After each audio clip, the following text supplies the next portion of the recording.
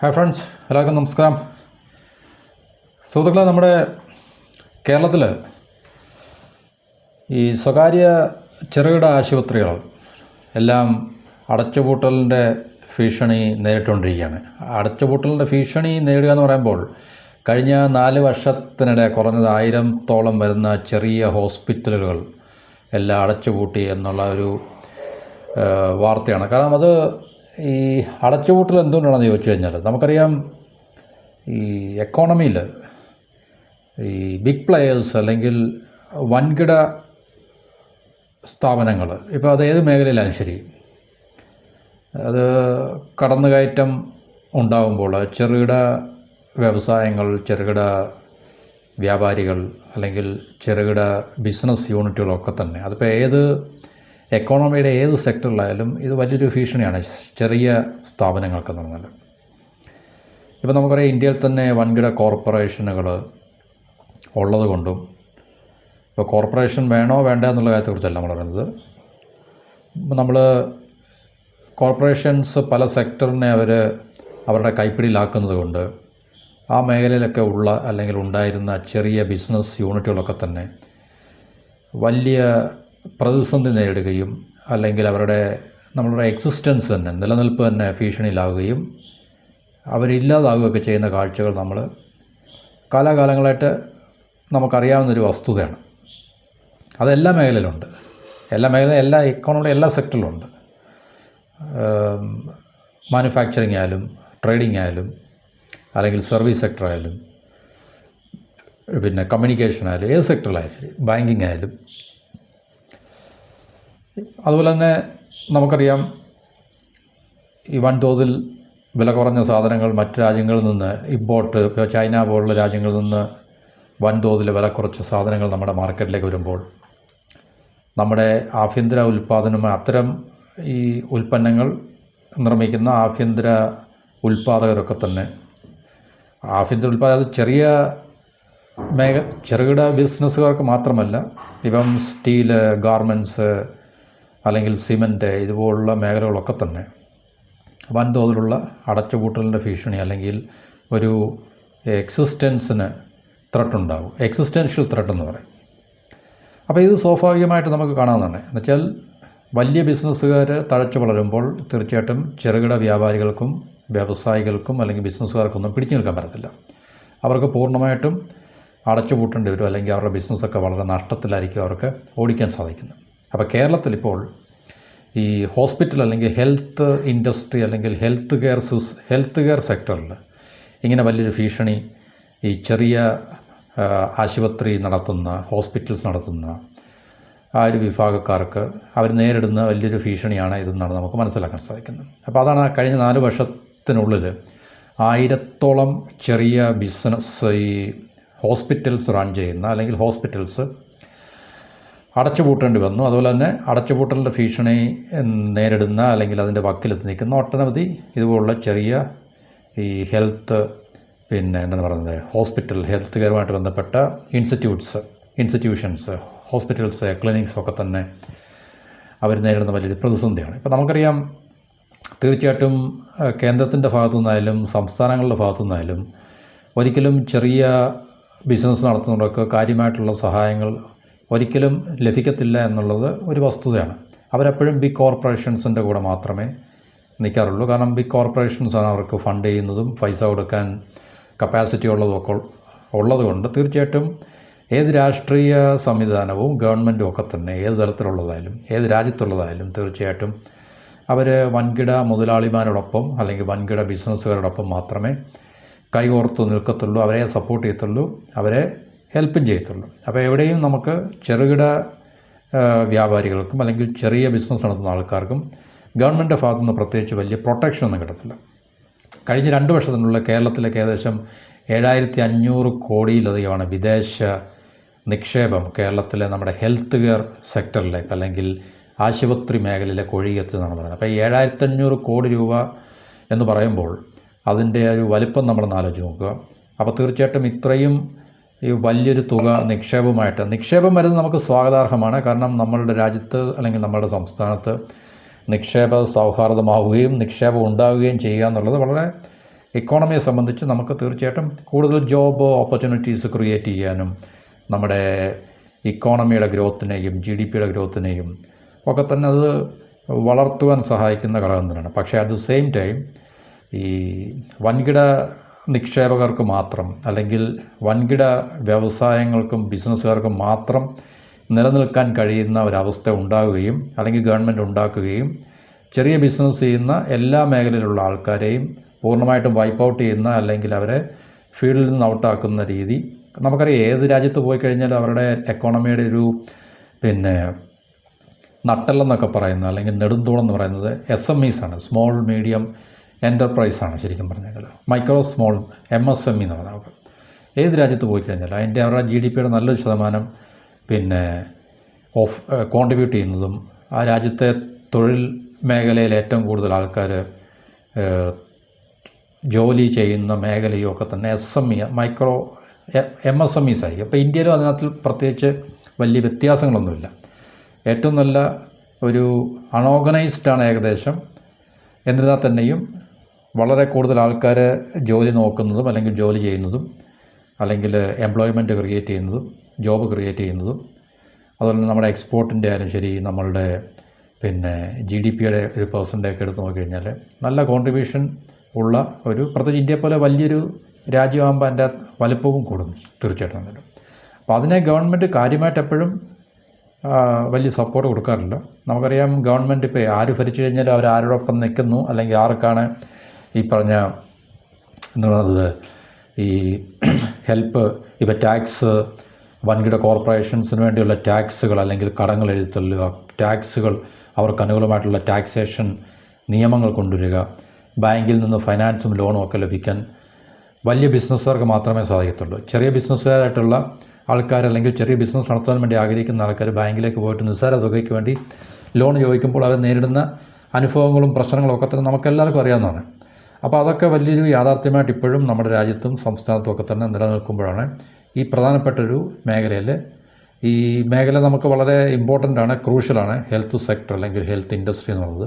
അപ്പോൾ അവിടെ തീർച്ചയായിട്ടും സ്വകാര്യവൽക്കരണവും വൻകിട ഈ ബിസിനസ്സുകാർക്ക് തീർച്ചയായിട്ടും അവരുടെ ആധിപത്യവും അല്ലെങ്കിൽ അവരുടെ സ്വാധീനമൊക്കെ തന്നെ ഈ ഒരു മേഖലയിൽ കൂടി വരുമ്പോൾ ഉണ്ടാകാവുന്ന ചൂഷണവും അതിൻ്റെ മറ്റൊരു ഫ്ലിപ്പ് സൈഡാണ്, മറുപുറമാണ് എന്നുള്ളത് നമ്മളിപ്പോൾ മനസ്സിലാക്കിക്കൊണ്ടിരിക്കുകയാണ്. അപ്പോൾ ആഗോള വൻകിട നിക്ഷേപകരൊക്കെ തന്നെ എന്ന് വെച്ചാൽ വെളിയിൽ നിന്നുള്ള വിദേശത്തു നിന്നുള്ള മറ്റ് രാജ്യങ്ങളിൽ നിന്നുള്ള ആൾക്കാരൊക്കെ തന്നെയാണ് നിക്ഷേപകരൊക്കെ തന്നെയാണ് കേരളത്തിലെ ആരോഗ്യരംഗത്ത് ഇപ്പോൾ വലിയ മുതൽ മുടക്ക് നടത്തുന്നത്. പക്ഷേ അതിൻ്റെ ഫലമായിട്ടാണ് ഈ പ്രതിസന്ധി ഉണ്ടാകുന്നതെന്നാണ് ചെറുകിട ഇടത്തരം ആശുപത്രികളൊക്കെ തന്നെ കഴിഞ്ഞ 4 വർഷത്തിനകം കുറഞ്ഞ കിടക്കുകളുള്ള 1000-ഓളം ചെറുകിട ആശുപത്രികൾ പൂട്ടിയിട്ടുണ്ടെന്നാണ് ഇന്ത്യൻ മെഡിക്കൽ അസോസിയേഷൻ്റെ IMA നടത്തിയ ഒരു അന്വേഷണത്തിൽ ഇത്ര വളരെ ഒരു ഷോക്കിംഗ് ആയിട്ടുള്ള അല്ലെങ്കിൽ ആശങ്കാജനകമായിട്ടുള്ള അല്ലെങ്കിൽ ആശങ്ക പരത്തുന്ന ഒരു വിവരം ഇപ്പോൾ പുറത്തു വന്നിരിക്കുന്നുണ്ട്. അപ്പോൾ ഇതിപ്പം 1000-ഓളം എന്ന് പറയുന്നു, പക്ഷേ ഇതിൻ്റെ എണ്ണം കൂടാം. അതുകൊണ്ട് തീർച്ചയായിട്ടും നമുക്കെപ്പോഴും എക്കോണമിയിൽ എവിടെയും നമുക്കൊരു ബാലൻസിങ് ഉള്ള അത്യാവശ്യമാണ്. കാരണം വൻകിട വ്യവസായികൾക്കും അല്ലെങ്കിൽ വൻകിട വ്യാപാരികൾക്കും ബിസിനസ്സുകാർക്കും മാത്രമല്ല ഇവിടെ ബിസിനസ് ചെയ്യാനുള്ള സ്വാതന്ത്ര്യവും അവകാശവും ചെറിയ ബിസിനസ് ചെയ്യാൻ താല്പര്യമുള്ള ആൾക്കാർക്കും അവർക്ക് പൂർണ്ണമായിട്ടുള്ള ഗവൺമെൻറ് സപ്പോർട്ടോടുകൂടി അവർക്ക് അനുകൂലമായിട്ടുള്ള ഇക്കോസിസ്റ്റം ഉണ്ടാക്കി കൊടുക്കുകയും പോളിസീസും ടാക്സും ഒക്കെ തന്നെ അവർക്ക് ഫെസിലിറ്റേറ്റ് ചെയ്ത് കൊടുക്കാമെന്നൊക്കെ ഉള്ളത്, ടാക്സേഷൻ ലോസും അല്ലെങ്കിൽ ടാക്സേഷൻ ബെനഫിറ്റ്സും ഒക്കെ തന്നെ ഫെസിലിറ്റേറ്റ് ചെയ്ത് കൊടുക്കുക എന്നുള്ള ഗവൺമെൻറ്റിൻ്റെ ഉത്തരവാദിത്വമാണ്. പക്ഷേ അത് ഒരു ഗവൺമെൻറ് പൂർണ്ണമായിട്ടും നിർവഹിക്കാറില്ല. അവരെപ്പോഴും ബിഗ് കോർപ്പറേഷൻസിൻ്റെ കൂടെയും അല്ലെങ്കിൽ ബിഗ് ബിസിനസ് ഹൗസസിൻ്റെ കൂടെ മാത്രമേ അവർ നിൽക്കത്തുള്ളൂ. കാരണം നമുക്കറിയാം ഇപ്പം മേളിലുള്ള പ്രധാനമന്ത്രിയെ കാണാനായാലും സംസ്ഥാന തലത്തിലുള്ള മുഖ്യമന്ത്രിമാരെ കാണാനായാലും തീർച്ചയായിട്ടും അധികാരം അല്ലെങ്കിൽ പ്രിവിലേജ് ഉള്ളത് കോർപ്പറേറ്റ് ഓണേഴ്സിനാണ് ശരിക്കും പറഞ്ഞു കഴിഞ്ഞാൽ. അല്ല നമ്മളെപ്പോലെ സാധാരണക്കാരൻ നടത്തുന്ന ചെറിയ ബിസിനസ് നടത്തുന്ന ഒരു വ്യക്തിക്കും പ്രൈം മിനിസ്റ്ററിനെയോ ചീഫ് മിനിസ്റ്ററിനെയോ ഇല്ല, നമുക്ക് അങ്ങനെയൊന്നും പോയി നമുക്ക് കാണാൻ സാധിക്കത്തില്ല. പക്ഷേ ഇതുപോലുള്ള വലിയ മുതലാളിമാർക്ക് വളരെയധികം സ്വീകാര്യതയാണ് ഇതുപോലുള്ള ഈ അധികാരത്തിൻ്റെ ഏറ്റവും മേൽത്തട്ടിൽ നടക്കുന്നത്. അപ്പോൾ തീർച്ചയായിട്ടും നമുക്കറിയാം ഗവൺമെൻറ് ആരെ സപ്പോർട്ട് ചെയ്യും അല്ലെങ്കിൽ ഗവൺമെൻറ് സപ്പോർട്ട് ചെയ്യാൻ സാധ്യതയുള്ള ആരാണെന്ന് നമുക്ക് മനസ്സിലാക്കാം. അപ്പോൾ അതുകൊണ്ട് ഇന്ത്യയിൽ നമുക്കറിയാം ഇപ്പം ഈ നോട്ട് ബാൻ വന്നതിന് ശേഷവും GST വന്നതിനൊക്കെ ശേഷം ഒക്കെ തന്നെ ഈ കാരണം കൊണ്ട് മാത്രമല്ല, പൊതുവേ ഗവൺമെൻറ് പോളിസി കൊണ്ട് നമ്മുടെ ഈ SME സെക്ടറൊക്കെ തന്നെ ഭയങ്കരമായിട്ടുള്ള ബുദ്ധിമുട്ടുകൾ കാലാകാലങ്ങളായിട്ട് നേരിട്ടുകൊണ്ടിരിക്കുന്നുണ്ട്. പക്ഷേ അതൊന്നും പ്രോപ്പറായിട്ട് അഡ്രസ്സ് ചെയ്യാൻ ഗവൺമെൻറ് തയ്യാറാകത്തിൻ്റെ കാരണം എന്ന് പറഞ്ഞാൽ ഇത് തന്നെയാണ്. അപ്പോൾ ഈ പ്രതിസന്ധിയെ നേരിടാൻ കഴിയാതെ പല ആശുപത്രികളും പൂർണ്ണമായിട്ടും പ്രവർത്തനം അവസാനിപ്പിക്കുകയും മറ്റു ചിലത് ഈ പറഞ്ഞ കോർപ്പറേറ്റ് ടേക്ക് ഓവർ എന്ന് വെച്ചാൽ വലിയ ബിസിനസ്സുകാർ ഇതുപോലുള്ള ചില ചെറിയ ചെറിയ ആശുപത്രികളെ അവരെ ഏറ്റെടുക്കുകയും ചെയ്യുന്നു. അതാണ് നമുക്ക് എപ്പോഴും കാണാൻ സാധിക്കുന്നത്, എവിടെയും കാണാൻ സാധിക്കുന്നത്. അപ്പോൾ ഈ അടച്ചുപൂട്ടലിലേക്ക് നയിക്കുന്ന പ്രധാന കാരണങ്ങൾ എന്തെങ്കിലും കാരണം ഉണ്ടാകുമല്ലോ. ഒരു ഫലം ഉണ്ടാകുകയാണെങ്കിൽ അതിൻ്റെ കാരണം ഉണ്ടാകും. അതിൻ്റെ ചില കാരണങ്ങളാണ് ഇവിടെ പറയുന്നത്. അതായത് ക്ലിനിക്കൽ എസ്റ്റാബ്ലിഷ്മെൻറ്റ് നിയമമുണ്ട്. അതായത് നിയമം എന്താണെന്ന് എനിക്കറിയത്തില്ല. അപ്പോൾ അത് ഈ നിയമത്തിൽ കടുപ്പമേറിയിട്ടുള്ള എന്നുവെച്ചാൽ വളരെ ഹാർഷായിട്ടുള്ള വ്യവസ്ഥകളോ കണ്ടീഷൻസും അല്ലെങ്കിൽ ടേംസ് ആൻഡ് കണ്ടീഷൻസൊക്കെ ഉണ്ടായിരിക്കും. ഇപ്പോൾ നമുക്കറിയാം ഇതൊക്കെ അങ്ങനെയുള്ള മാനദണ്ഡങ്ങൾ ക്രൈറ്റീരിയ ഒക്കെ തന്നെ എപ്പോഴും ഈ വലിയ ബിസിനസ് ചെയ്യുന്നവർക്ക് മാത്രമേ ഗവൺമെൻറ്റിനെയും സർക്കാരിനെയും രാഷ്ട്രീയക്കാരെയൊക്കെ സ്വാധീനിച്ചിട്ട് അത് ഡയലൂട്ട് ചെയ്യാനോ അല്ലെങ്കിൽ അതിനെ കോംപ്രമൈസൊക്കെ വരുത്തി അവർക്ക് മാത്രമേ മുന്നോട്ട് പോകാൻ സാധിക്കത്തുള്ളൂ. സാധാരണക്കാരായിട്ടുള്ള ചെറിയ ചെറിയ ബിസിനസ് നടത്തുന്ന അധികം ധനവും സമ്പത്തും കയ്യിലില്ലാത്ത ബിസിനസ്സുകാർക്ക് ഇതുപോലുള്ള നിയമങ്ങളും വ്യവസ്ഥകളും പാലിച്ചുകൊണ്ട് അവർക്ക് ഈ പറഞ്ഞ ബിസിനസ് നടത്തിക്കൊണ്ട് പോകാൻ മുന്നോട്ട് സാധിക്കത്തില്ല. അപ്പോൾ തീർച്ചയായിട്ടും ഈ പറഞ്ഞ ക്ലിനിക്കൽ എസ്റ്റാബ്ലിഷ്മെൻറ്റ് നിയമം എന്ന് പറയുന്നത് ഇതുപോലുള്ള ചെറുകിട ബിസിനസ്സുകാർ, ഈ മേഖലയിലുള്ള ചെറുകിട ബിസിനസ്സുകാരെ ഞെരുക്കുകയും അവരെ സമ്മർദ്ദത്തിലാക്കുകയും അവരെ തീർച്ചയായിട്ടും ഫീൽഡിൽ നിന്ന് ഔട്ടാക്കാൻ വേണ്ടിയുള്ള പരിപാടിയിലായിരിക്കും. അതുകൊണ്ടായിരിക്കുമല്ലോ തീർച്ചയായിട്ടും ഇത്രയും ഹാർഷായിട്ടുള്ള നിയമങ്ങൾ എന്ന് പറയുന്നത്. ഹെൽത്ത് സെക്ടർ വളരെ ക്രൂഷ്യലാണെന്നിരിക്കെ തന്നെ വലിയ മുതലാളിമാർക്ക് തീർച്ചയായിട്ടും കോടിക്കണക്കിന് രൂപ ബ്രൈബ് കൊടുത്ത് ലോബി ചെയ്തിട്ട് അവർക്ക് ഗവൺമെൻറ്റിനെയും രാഷ്ട്രീയ നേതൃത്വത്തെയൊക്കെ സ്വാധീനിക്കാൻ കഴിയുന്നുണ്ട്. അവർക്ക് ഇതുപോലുള്ള നിയമങ്ങളോ അല്ലെങ്കിൽ ഈ ഹാർഷായിട്ടുള്ള ടേംസ് ആൻഡ് കണ്ടീഷൻസോ ഒന്നും തന്നെ അവരെ സംബന്ധിച്ച് ഏത് മേഖലയിലുള്ള ബിസിനസ് നടത്തുന്നവർക്കായാലും പ്രശ്നങ്ങളൊന്നുമില്ല. അതുപോലെ തന്നെ വൻകിടക്കാരുമായിട്ടുള്ള മത്സരം നമുക്കറിയാം, മത്സരിക്കാൻ സാധിക്കത്തില്ല ഒരിക്കലും നമുക്ക് വമ്പന്മാരായിട്ട് ഏത് മേഖലയിലായാലും ഏത് കാര്യത്തിലായാലും നമുക്ക് മത്സരിക്കാൻ സാധിക്കത്തില്ല. വലിയ കമ്പനികളെ സംബന്ധിച്ച് അവർക്ക് ഫിനാൻഷ്യൽ പവറുണ്ട്, റിസോഴ്സ് ഉണ്ട് അവരുടെ കയ്യിൽ, അവർക്ക് ഫോറിൻ കൊളാബറേഷൻ ഉണ്ട്. അതുകൊണ്ട് അവർക്ക് ലേറ്റസ്റ്റ് ആയിട്ടുള്ള അത്യാധുനികമായിട്ടുള്ള ഫെസിലിറ്റീസും സൗകര്യങ്ങളൊക്കെ തന്നെ ഉൾപ്പെടുത്തിക്കൊണ്ടുള്ള വലിയ കോർപ്പറേറ്റ് ഹോസ്പിറ്റൽസ് അല്ലെങ്കിൽ എന്താണ് പറയുന്നത് ഇൻസ്റ്റിറ്റ്യൂഷൻസ് അവർക്ക് ഉണ്ടാക്കിയെടുക്കാൻ സാധിക്കും. മൾട്ടി സ്പെഷ്യാലിറ്റി ഹോസ്പിറ്റൽ എന്നൊക്കെ പറയുന്നത് ടെക്നോളജി, ആധുനികമായിട്ടുള്ള ടെക്നോളജി അവർക്ക് ഉപയോഗിക്കാൻ സാധിക്കും. അപ്പോൾ ഇതുകൊണ്ടൊന്നും കിടപിടിക്കാൻ, അപ്പോൾ ഇത് ഈ ഹെൽത്ത് സെക്ടറിലോ അല്ലെങ്കിൽ ആരോഗ്യ മേഖലയിലോ മാത്രമല്ല ഇത് ഈ പ്രശ്നമുള്ളത്. നമുക്കറിയാം എല്ലാ മേഖലയിലും അങ്ങനെ തന്നെയാണ്. നമുക്കറിയാം എല്ലാ മേഖലയിലും ചെറുകിട ബിസിനസ്സുകാർ നേരിടുന്ന പ്രശ്നമാണ് അവർക്ക്. ഇപ്പോൾ അവരുടെ ബിസിനസ്സിനെ റൺ ചെയ്യാൻ വേണ്ടി തുടങ്ങി പിന്നീട് അവർക്ക് ഈ വർക്കിംഗ് ക്യാപിറ്റൽ പ്രശ്നങ്ങളൊക്കെ ഉണ്ടാകാം, അല്ലെങ്കിൽ അവർക്ക് അവരുടെ ബിസിനസ് ഒന്ന് എക്സ്പാൻഡ് ചെയ്യണമെങ്കിൽ ക്യാപിറ്റലിൻ്റെ ഇഷ്യൂ ഉണ്ടാകാം. അതിനൊക്കെ അവർക്ക് ഈ ബാങ്കുകളെയൊക്കെ സമീപിക്കുമ്പോൾ അവർക്ക് നേരിടുന്ന പ്രശ്നങ്ങൾ, ലോണുകൾ ലഭിക്കത്തില്ല, അല്ലെങ്കിൽ ലോണുകൾ ലഭിക്കാനുള്ള കാലതാമസം, അല്ലെങ്കിൽ ഉയർന്ന പലിശയ്ക്ക് അവർക്ക് തീർച്ചയായിട്ടും ബാങ്കിൽ നിന്നും ഒക്കെ ലോൺ എടുക്കേണ്ടി വരും. പിന്നെ അതുപോലെ തന്നെ അത്യാധുനികമായിട്ടുള്ള ടെക്നോളജീസ് അവർക്ക് വലിയ ബിസിനസ്സുകാർ ഇൻട്രൊഡ്യൂസ് ചെയ്യുന്ന പോലെ ഒരിക്കലും അവർക്ക് ആക്സസ് ചെയ്യാൻ സാധിക്കത്തില്ല. അപ്പോൾ ഇങ്ങനെയൊക്കെയുള്ള ഒത്തിരി പ്രശ്നങ്ങൾ എല്ലാ മേഖലയിലുള്ളതുപോലെ തന്നെ ഈ ഹെൽത്ത് സെക്ടറിലും ഈ പ്രശ്നങ്ങളൊക്കെ തന്നെ നിലനിൽക്കുന്നുണ്ട്. അതുകൊണ്ട് ചെറിയ ബിസിനസ് ചെയ്യുന്ന ഹോസ്പിറ്റൽ പോലുള്ള ബിസിനസ് ചെയ്യുന്ന ആൾക്കാർക്ക് വൻകിട മുതലാളിമാരോടോ അല്ലെങ്കിൽ വലിയ ബിസിനസ്സുകാരോടോ മത്സരിക്കാൻ സാധിക്കാത്തത് കൊണ്ടും തീർച്ചയായിട്ടും അവർക്ക് അവരുടെ ഒരു നിലനിൽപ്പിൻ്റെ വലിയൊരു പ്രശ്നവും പ്രതിസന്ധിയും ഇത് സൃഷ്ടിക്കുന്നുണ്ട്. അപ്പോൾ ഇതിനകത്തിലെല്ലാം നമുക്കറിയാം തീർച്ചയായിട്ടും ഇതിനെ പരിഗണിക്കേണ്ടവരാണ്, അല്ലെങ്കിൽ ഇതിനെ അഡ്രസ്സ് ചെയ്യേണ്ടവരാണെന്ന് വെച്ച് കഴിഞ്ഞാൽ റെസ്പെക്റ്റീവ് ആയിട്ടുള്ള ഗവൺമെൻറ്റാണ്. ഒന്നുകിൽ സംസ്ഥാനത്താണെങ്കിൽ സംസ്ഥാന ഗവൺമെൻറ്, രാജ്യത്തെ പ്രശ്നമാണെങ്കിൽ അത് നമ്മുടെ കേന്ദ്ര ഗവൺമെൻറ്റാണ് ഇതിനെ അഡ്രസ്സ് ചെയ്യേണ്ടത് ശരിക്കും പറഞ്ഞാൽ. പക്ഷേ അവർ എത്രത്തോളം ആത്മാർത്ഥതയോടുകൂടി ചെറിയ ബിസിനസ് ചെയ്യുന്ന ആൾക്കാരുടെ ഒപ്പം നിൽക്കും എന്നുള്ളത് നമുക്ക് അറിയാം. അത് വലിയ റോക്കറ്റ് സയൻസ് ഒന്നുമില്ല മനസ്സിലാക്കാൻ. അപ്പോൾ അങ്ങനെ തീർച്ചയായിട്ടും അവർ വൺ ബൈ വൺ ആയിട്ടെല്ലാം അടച്ചുപൂട്ടലിൻ്റെ ഭീഷണികളോ അല്ലെങ്കിൽ അത്യാവശ്യം മെച്ചപ്പെട്ട ഏതെങ്കിലും ഹോസ്പിറ്റലാണെങ്കിൽ വലിയ ഏതെങ്കിലും കോർപ്പറേറ്റ് ഹൗസ് അവരെ ടേക്ക് ഓവർ ചെയ്യുകയും ചെയ്യും. പിന്നെ ഇൻഷുറൻസ് ആനുകൂല്യങ്ങളുടെ കുറവ് അതൊരു കാരണമാണ്. ഇവിടെ പറയുന്നത് ക്യാഷ്ലെസ് ഇൻഷുറൻസ് സൗകര്യങ്ങളുള്ള ആശുപത്രികളുടെ പട്ടികയിൽ ഭൂരിഭാഗം ഈ ചെറുകിട ആശുപത്രികൾ ഉൾപ്പെടുത്താത്തത് രോഗികൾ ഇവയെ കൈയൊഴിയാൻ കാരണമാകുന്നു. എന്ന് പറഞ്ഞാൽ ഈ ഇൻഷുറൻസിൽ നിന്നും ഇവരെ മാറ്റി നിർത്തുന്നുണ്ട്. രോഗികൾ, പേഷ്യൻസ് ഇൻഷുറൻസ് ഉള്ള ഹോസ്പിറ്റൽസിനെ ചൂസ് ചെയ്യുമ്പോൾ കൂടുതലും വലിയ ഹോസ്പിറ്റലുകൾ അല്ലെങ്കിൽ മറ്റ് ഈ ഹോസ്പിറ്റലിലൊക്കെ അവർക്ക് തിരഞ്ഞെടുക്കേണ്ടി വരുന്നു. അപ്പോൾ അതിനകത്തിലൊന്നും ഈ പറഞ്ഞ ചെറുകിട ഹോസ്പിറ്റലുകൾ ഉണ്ടാകാനുള്ള സാധ്യതയില്ല. അപ്പോൾ അവർക്ക് തീർച്ചയായിട്ടും ബിസിനസ് നഷ്ടപ്പെടും, പേഷ്യൻസ് കൂടുതൽ വരത്തില്ല. അപ്പോൾ അങ്ങനെ അവർക്ക് സാമ്പത്തികമായിട്ടുള്ള നഷ്ടങ്ങളോ അല്ലെങ്കിൽ ബിസിനസ് വളരെ നഷ്ടത്തിൽ അവർക്ക് റവന്യൂവിൻ്റെ ഒരു കുറവുണ്ടാകും തീർച്ചയായിട്ടും. അപ്പോൾ അതൊക്കെ അവരുടെ എക്സിസ്റ്റൻസിനെ, നിലനിൽപ്പിനെയൊക്കെ ബാധിക്കുന്ന കാര്യങ്ങളാണ്. അപ്പോൾ ഈ പറഞ്ഞ IMA എന്ന് പറഞ്ഞു കഴിഞ്ഞാൽ ഇന്ത്യൻ മെഡിക്കൽ അസോസിയേഷൻ, അവരും തീർച്ചയായിട്ടും നമുക്കറിയാം ബിഗ് പ്ലെയേഴ്സിൻ്റെ കൂടെ അവർ നിൽക്കാനുള്ള സാധ്യതയില്ല. എന്നാലും അവർ പറയുന്നത് ഈ ക്ലിനിക്കൽ എസ്റ്റാബ്ലിഷ്മെൻറ്റ് നിയമത്തിൽ ഈ ചെറുകിട ആശുപത്രികളെ സംരക്ഷിക്കുന്നതിനാവശ്യമായിട്ടുള്ള ഇളവുകൾ അല്ലെങ്കിൽ മാറ്റങ്ങളൊക്കെ അതിനകത്തിൽ വരുത്തണം അല്ലെങ്കിൽ അനുവദിക്കണമെന്ന് ആണ് IMA ആണ് നമ്മുടെ രാജ്യത്തെ ഏറ്റവും ഈ പറഞ്ഞ മേഖലയുമായിട്ട് ബന്ധപ്പെട്ട അതിലെ ഏറ്റവും അപ്പെക്സ് ബോഡി അതാണ് ഇന്ത്യൻ മെഡിക്കൽ അസോസിയേഷൻ. എല്ലാ രാജ്യത്തും ഉണ്ട് ഈ പറഞ്ഞ മെഡിക്കൽ അസോസിയേഷൻ ഉണ്ട്, അമേരിക്കൻ മെഡിക്കൽ അസോസിയേഷൻ ഉണ്ട്.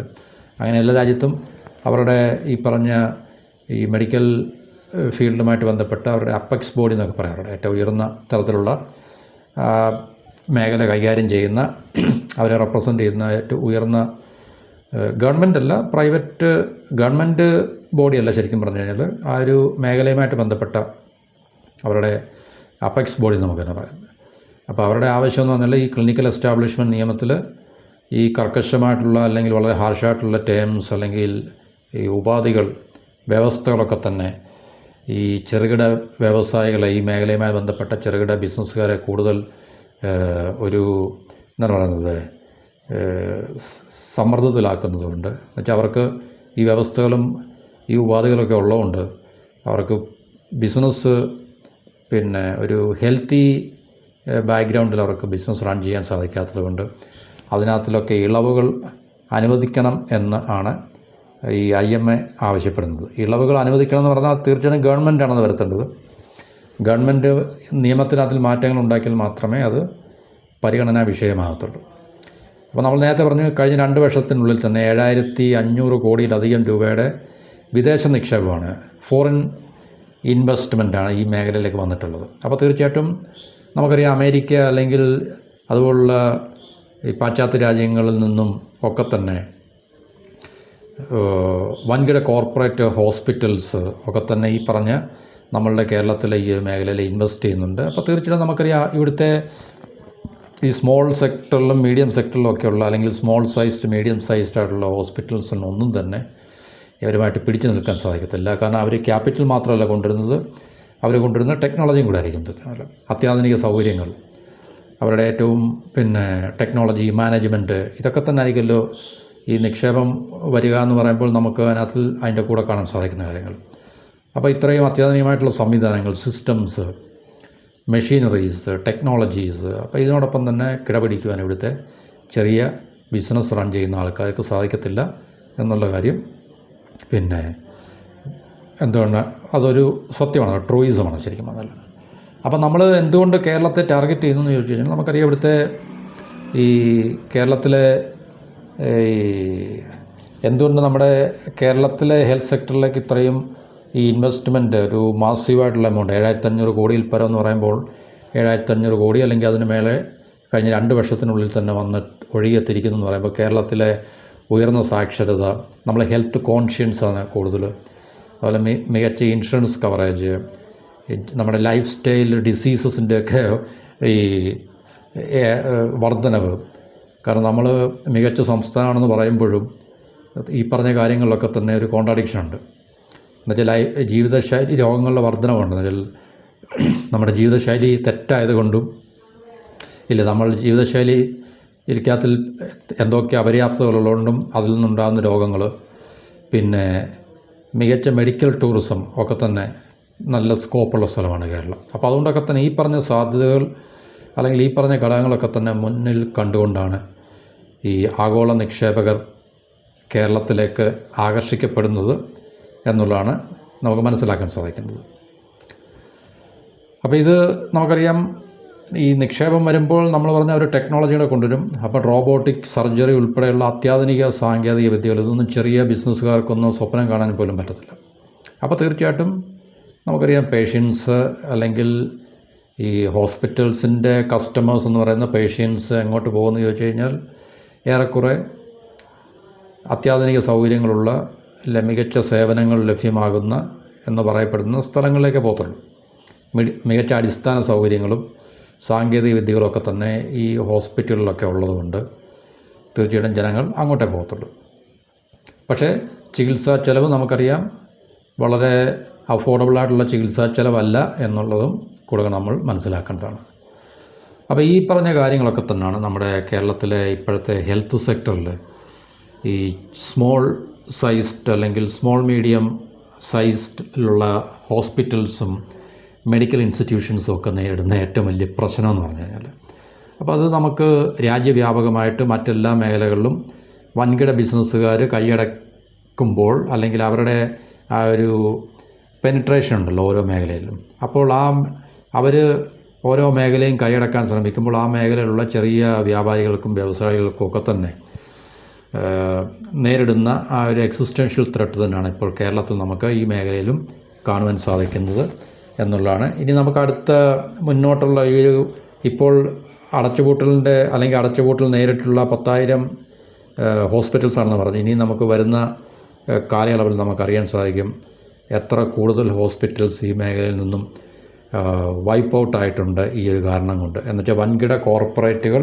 ഈ മേഖലയിലേക്ക് ആധിപത്യം സ്ഥാപിക്കാൻ വളരെയധികം ഉത്സാഹപൂർവ്വം കേരളത്തിലേക്ക് വരുന്നത് കൊണ്ട് എന്ന് നമുക്ക് മനസ്സിലാക്കാൻ സാധിക്കും. അപ്പോൾ ഇതാണ് നമ്മുടെ ഈ ഒരു ടോപ്പിക്കുമായിട്ട് ബന്ധപ്പെട്ട് നമുക്ക് തൽക്കാലം ഷെയർ ചെയ്യാനുള്ള ചില കാര്യങ്ങൾ. അപ്പോൾ ഇതുവരെ ബന്ധപ്പെട്ട കൂടുതൽ ലഭ്യമായിട്ടുള്ള വിവരങ്ങൾ നമുക്ക് ഇനിയും വരുന്ന വീഡിയോകളിൽ എപ്പോഴെങ്കിലും നമുക്ക് ഡിസ്കസ് ചെയ്യാം. തൽക്കാലം ഇത്രയും പറഞ്ഞുകൊണ്ട് വീഡിയോയുടെ അവസാനിപ്പിക്കുന്നു. എല്ലാവർക്കും നന്ദി, നമസ്കാരം, and have A wonderful day.